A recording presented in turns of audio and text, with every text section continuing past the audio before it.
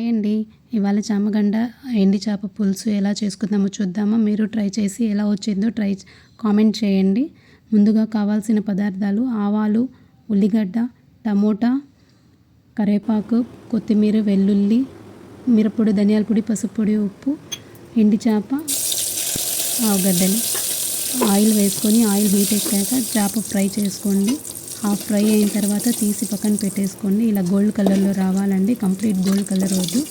ఇంకా అదే ఆయిల్లో ఆవాలు, పప్పు దినుసులు వేసి చిటిపట్లు ఆడేటప్పుడు ఆనియన్ వేసేయండి. ఆనియన్, వెల్లుల్లి, కరివేపాకు వేసి బాగా గోల్డ్ కలర్లో రావాలండి. ఇలా గోల్డ్ కలర్ వచ్చిన తర్వాత ఇప్పుడు టమోటా వేసుకోండి. ఇలా బాగా వచ్చిన తర్వాత టమోటా వేసుకొని బాగా ఫ్రై చేసుకోండి. ఇలా దగ్గరికి వచ్చిన తర్వాత పౌడర్స్ అన్నీ వేసేసేయండి. బాగా మిక్స్ చేసి ఆ పౌడర్స్ పచ్చివాసన పోయిన తర్వాత చామగడ్డ వేసి బాగా మిక్స్ చేసేయండి.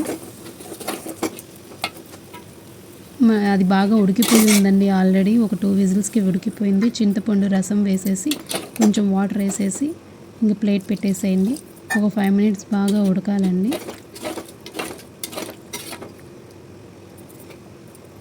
ఇట్లా కొత్తిమీర వేసేసి ఇంకా ప్లేట్ పెట్టేసేయండి. బాగా ఉడికేటప్పుడు ఇంకా ఉప్పు చూసుకోండి, ఉప్పు సరిపోకపోతే సరి చేసుకోండి. నాకు కొంచెం ఉప్పు పడిందండి. పక్కనే సంగటికి పెట్టానండి, అది కూడా అయిపోవచ్చింది. ఇది రెండు ఒకేసారి అయిపోతాయండి. 5 మినిట్స్ తర్వాత ఇట్లా బాగా ఉడికినప్పుడు చేప వేసేసేయండి. 5 మినిట్స్ సిమ్లో పెట్టేసి దాన్ని వదిలేసేయండి.